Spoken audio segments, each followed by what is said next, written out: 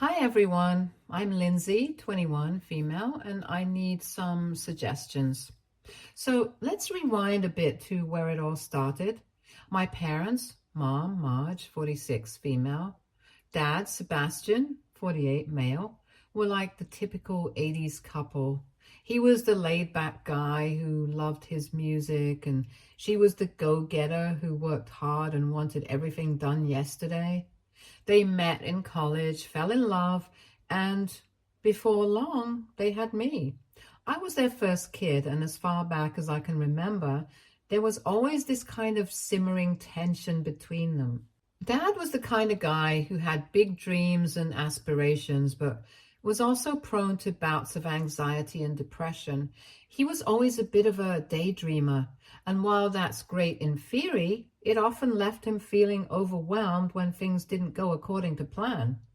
He'd get these intense episodes where everything felt like it was closing in on him and he'd just shut down. It was like watching someone drown in slow motion. And as a kid, I didn't really understand what was happening. Mom, on the other hand, was a whirlwind of energy. She was ambitious, driven, and had this almost unrelenting need for control. She was a natural organizer and wanted everything to be perfect. And that included our family life. Her patience for Dad's struggles was, let's say, pretty limited. Instead of offering support, she'd often make snide comments about how Dad was lazy or unmotivated, which obviously didn't help his mental health at all. I remember one time she said in front of me, if he spent as much time actually doing something as he does worrying about it, we'd probably have a yacht by now. It was awkward because I could see how much Dad was trying to keep it together. He'd put on this brave face, but you could tell he was hurting. And Mom's remarks, though maybe not meant to be cruel, felt like she was just pushing him further down. I guess in her defense, she had her own pressures and expectations, and she didn't know how to deal with Dad's issues in a constructive way. As a kid, I always felt like I was walking on eggshells around Mom. She had this critical streak that made me second guess myself all the time. I'd bring home a report card with mostly A's and a single B, and she'd zero in on the B, saying things like, well, you could have done better if you actually tried. It wasn't that she didn't care. She did.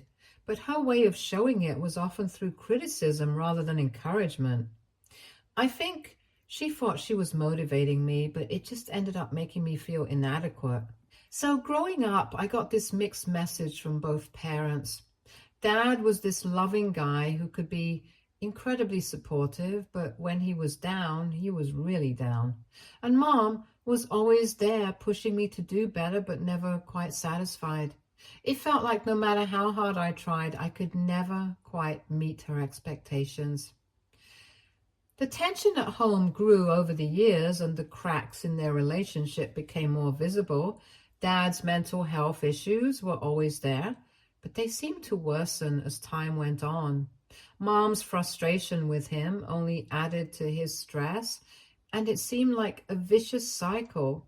She would have these outbursts, and Dad would retreat further into his shell. Their arguments would get pretty intense, and I'd often find myself caught in the middle trying to mediate or just stay out of the way. Eventually, things came to a head. I was about 14 when they finally decided to separate. I remember the day clearly. There was this huge fight that started with something small, like who was supposed to take out the trash, and it escalated into a full-blown screaming match. The house was tense, and I could feel the energy shift after that. Mom sat me down and told me that they were getting a divorce. It was surreal. I'd heard them argue before, but hearing that they were separating felt like the ground had shifted beneath my feet. Mom's reasons were always about Dad's inability to cope with life and how his mental health issues were just too much for her to handle. Dad was devastated. He tried to put on a brave face, but it was clear how much it was hurting him. I tried to stay neutral, but I couldn't help but feel a mix of anger and sadness. I was angry at Mom for her harshness and at Dad for not being able to fix things, but mostly I felt lost. The separation wasn't easy. Mom moved out and found a new place, and Dad stayed in the house, which was both familiar and strangely empty without her. We did the whole back and forth thing for a while, which was emotionally draining. I'd spend weekends with Mom and the rest of the time with Dad. It felt like my world was split in two, and neither side felt like home anymore. Then, a few months after their separation, something happened that turned everything upside down. Dad committed suicide. It was a shock, to say the least. I don't know if you can ever really prepare for something like that. One minute you're trying to navigate a new normal, and the next you're hit with the devastating news that someone you love is gone forever. It was a dark time. Dad's passing left a gaping hole in my life, and I was struggling to come to terms with it. I remember feeling a mix of anger and confusion, anger at him for leaving us and confusion over how to deal with this overwhelming grief. Mom was obviously devastated too, but her way of coping was to try and maintain a semblance of normalcy. She threw herself into work and her social life, trying to keep busy to avoid dealing with the pain. Then, as if things weren't complicated enough, Mom started seeing someone new. It was a few months after Dad's death when she introduced her new boyfriend to me. At first, I was hopeful that this new relationship might bring some stability into her life. Maybe she'd find happiness again and it would help us all move forward. However, she soon broke up with him. A few years ago, she started dating someone new. Mom was excited about this new relationship and wanted everything to be perfect. She started insisting that we all act a certain way in front of her new boyfriend. She wanted us to be this picture-perfect family, as if we'd all magically forget about Dad and his struggles. It was a lot of pressure. She'd constantly remind me to smile, to act happy, to be on my best behavior whenever her boyfriend was around. It felt like she was more concerned about making a good impression than actually dealing with the emotions we were all going through. I tried to go along with it for a while, but the facade was wearing thin. I was still grieving, and it felt like she was asking me to put on a mask and pretend everything was okay. One day, I finally snapped. I told her that I couldn't keep pretending everything was fine and that her expectations were unrealistic, given what we'd been through. I still had not forgiven her for how she treated my dad and needed to be honest about my feelings and not have to hide them for the sake of appearances. Mom didn't take it well. She got really upset and told me I was being selfish and ungrateful. It was one of those moments where you realize that no matter how much you want to be understood, sometimes people just aren't ready or willing to listen. After that argument, things changed drastically. Mom started excluding me from family events and gatherings. It felt like she was punishing me for not playing along with the image she was trying to create. She'd still see me occasionally, but it was clear that our relationship was strained. It was like she had drawn a line in the sand and I was on the wrong side of it. Things got even worse when I found out from my brother that Mom was engaged. It was a bit of a shock because I hadn't heard anything directly from her. We hadn't really been in touch much. Our conversations were sporadic and often awkward. I wasn't sure how to approach her, so I decided to reach out the best way I knew how. I sent her a congratulatory text. It was short and to the point. "Hey, Mom, I heard about your engagement. Congratulations. I hope you're happy." I figured that was a nice gesture, just trying to be supportive and bridge the gap, even though it felt like we were miles apart. But here's the kicker. She didn't respond. Not a word. I didn't know what to make of it. Part of me felt hurt and confused, but I also knew that our relationship was rocky and maybe she was just dealing with her own stuff. I tried to brush it off, but it lingered in the back of my mind. Then my brother filled me in on something that completely knocked me for a loop. He told me that during the rehearsal dinner for Mom's wedding, she made a pretty big announcement. Apparently, she had talked about why I hadn't been invited to the wedding, and let me tell you, it was brutal. According to my brother, Mom had said in front of everyone, the reason my name isn't here is because she's problematic and mentally unstable. Like dad, like daughter. Those words cut deep. I was already struggling with my feelings about the whole situation, and hearing that Mom had labeled me so harshly in front of her new family and friends was a gut punch. It felt like she was publicly distancing herself from me and using me as a scapegoat for her own choices. It was like she was trying to make me the villain in her story, and I couldn't help but feel crushed by it. It was hard to process the fact that she was using my mental health struggles as a reason to justify not including me in her life. It was like everything I had been through and the pain I had felt was being used against me. I felt invalidated. And less important, like my own struggles were being twisted to make her look better or to fit a narrative she was trying to create. And that's when I started hatching a plan. I'd always been a bit of a hothead when it came to dealing with my emotions, and in my mind, this was a chance to make a statement.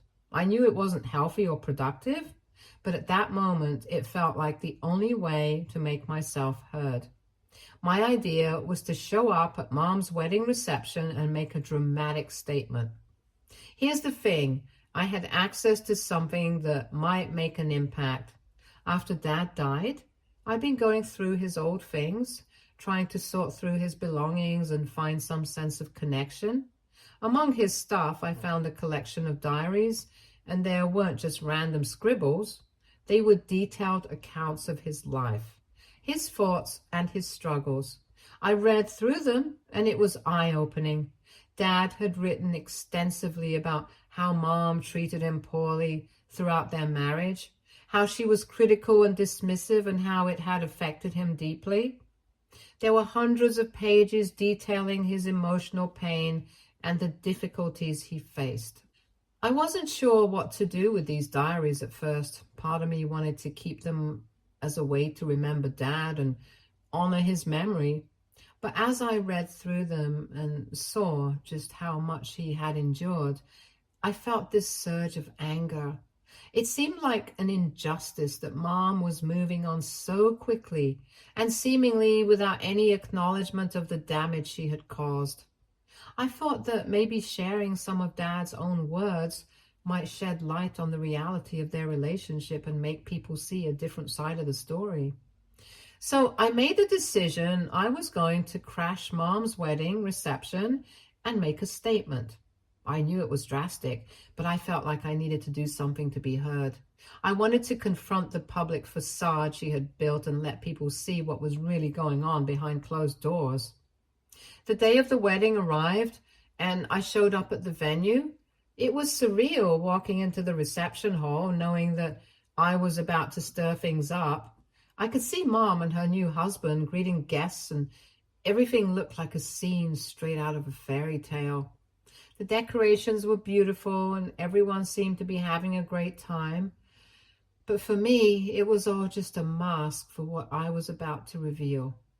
I found a moment when there was a lull in the festivities. I waited until people were gathered around and the mood was a bit relaxed. Then I grabbed the microphone. My heart was pounding in my chest, but I was determined. I cleared my throat and said, "Excuse me, everyone. I know this is a joyous occasion, but I need to say a few words." The room fell silent and I could feel the eyes on me. I took a deep breath and began reading excerpts from Dad's diaries. I chose parts where he talked about his struggles with Mom's behavior and how he felt belittled and emotionally drained. I read about the harsh words she used, the demands she placed on him, and the deep emotional toll it had taken. It was about showing the reality behind their marriage. As I read, I could see the shock on people's faces. Some looked uncomfortable. Others were visibly upset. Mom's face was a mixture of disbelief and anger. Her new husband looked bewildered, and I could see him trying to process what was happening. The room's atmosphere shifted from celebratory to tense and heavy. Mom eventually came up to the microphone and tried to stop me, but I wasn't done. I felt like I needed to finish what I started. I kept reading, trying to convey the depth of Dad's pain and how it had affected our family.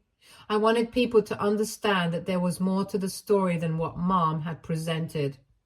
After I finally finished, I handed the microphone back and walked out. I didn't stick around to see the aftermath. I knew I'd stirred up a lot of emotions, and I didn't want to be there for the fallout. I just needed to get away and process everything. In the days following, I was flooded with messages and calls. Some were from people who were sympathetic. Others were from people who were angry or confused. Mom didn't reach out to me directly, but I heard through my brother and some mutual acquaintances that she was furious. She felt like I had completely disrespected her special day, and she was also deeply hurt by the public exposure of her past behavior. However, things were far from done. After the whole fiasco at Mom's wedding reception, I was mentally and emotionally drained. I felt like I'd made a mess of things, and I needed some space to figure out what to do next. So I decided to block Mom's number and her social media accounts. I figured that if she needed to reach me, she'd find a way, but for now, I couldn't handle any more drama.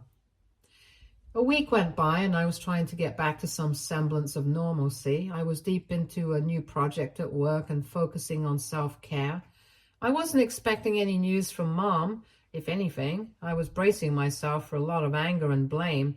So it came as a shock when my brother called me one afternoon, sounding a bit frazzled. "Hey, I don't know if you've heard, but Mom's marriage ended," he said, almost as if he couldn't believe what he was telling me. I was stunned. "Wait, what? Mark left Mom? How?" My brother didn't have all the details, but from what he gathered, it was pretty sudden. Apparently, Mark had moved out just a few months into their marriage. My brother didn't know the exact reasons behind the split, but he mentioned hearing some vague things about disagreements and mounting tensions. From what I could piece together, it sounded like things fell apart quickly, which made me wonder if Mom's new relationship was as ideal as she'd made it out to be. "Do you know if Mom's okay?" I asked, genuinely concerned despite everything that had happened. My brother wasn't sure. He said Mom was putting on a brave face and trying to act like everything was fine, but he could tell she was struggling. It was clear that she was in a tough spot, and it made me think about how much pain she might be in right now. Even though I was still hurt by how she treated me, I didn't want to see her suffering. After the call, I sat there for a while trying to process the news. Part of me felt a sense of vindication, like maybe this was some kind of cosmic payback for everything that had happened. But another part of me felt a pang of sympathy. It was clear that Mom was dealing with a lot, and as much as I'd been hurt by her actions, I knew what it was like to struggle with the fallout of failed relationships. I didn't reach out to Mom. It was a complicated mix of emotions. On one hand, I wanted to be there for her, but on the other hand, I didn't want to make things worse by bringing up old conflicts or reopening wounds. Plus, I wasn't sure how she'd react after everything that happened at the wedding. I was still blocked from her social media and didn't have her number unblocked yet. However, I didn't have to wonder for long. Last night, she showed up at my door completely unannounced and in a state of that was far from ideal. I was in the middle of watching a movie when I heard banging on my front door. It was late, and my first thought was that it must be a mistake or a prank. But the knocking continued, and it quickly turned into a loud, persistent banging. I opened the door, and there she was, Mom, stumbling around, clearly drunk out of her mind. Her hair was disheveled, her clothes were rumpled, and she reeked of alcohol. I could smell the booze from a good 5 feet away. She was making a scene in the hallway, shouting and sobbing, her words coming out in a slurry mess. "Why do you do this to me? Why do you have to ruin everything?" she yelled, her voice echoing through the hallway. Her eyes were bloodshot and she looked like she hadn't slept in days. It was a far cry from the composed persona she tried to project during her wedding and subsequent marriage. I knew I couldn't just leave her out there, not only because she was creating a disturbance, but also because she looked like she needed help. I sighed and let her in, hoping she'd calm down once she was inside. I led her into the living room and tried to get her to sit down. "Mom, you need to calm down," I said, trying to keep my own frustration in check. "What's going on? Why are you so upset?" She ignored my questions and continued to rant, her accusations bouncing off the walls. "You ruined everything. I thought you were going to make things right, but all you did was make it worse. Mark left me because of you." The more she yelled, the more I realized how drunk she actually was. Her speech was incoherent and she kept repeating the same phrases over and over. It was exhausting to listen to, but I tried to be patient. Despite everything that had happened, I couldn't ignore the fact that she was clearly in a lot of pain. Eventually, her yelling turned into a slow, muffled sobbing. Her energy seemed to drain and she sank to the floor, curling up like a child. Within minutes, she was passed out cold, snoring loudly on my living room carpet. I looked at her lying there, feeling a mix of emotions. Part of me was angry at the way she'd come to my home and treated me, and angry at the whole situation in general. Another part of me felt pity.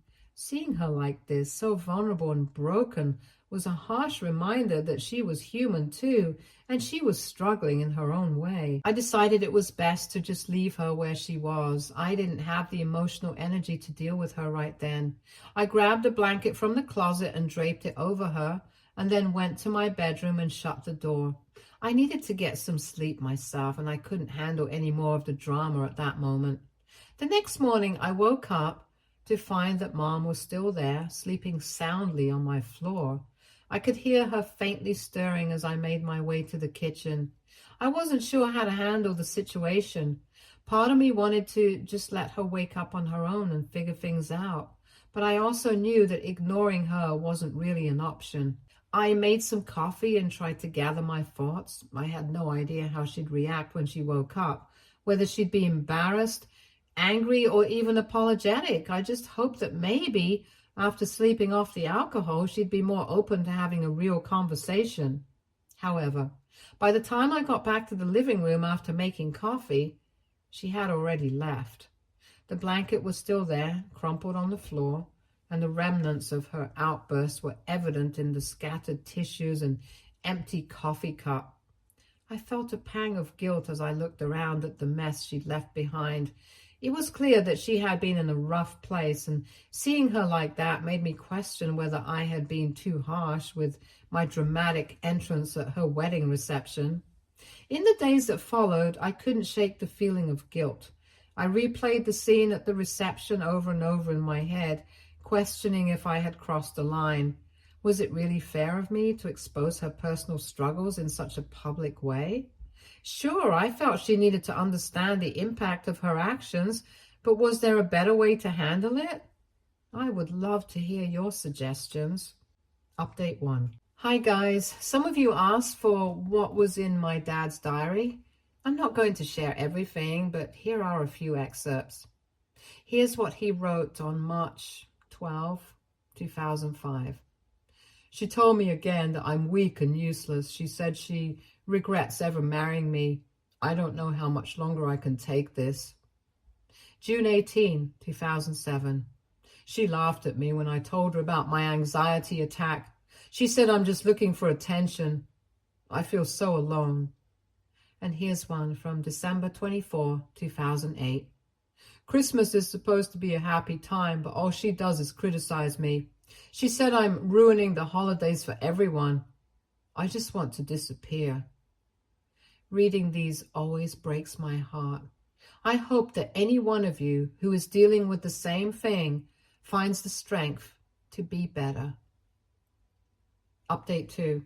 Hi guys, as per your suggestions, I did try reaching out to my mom, but she hasn't responded.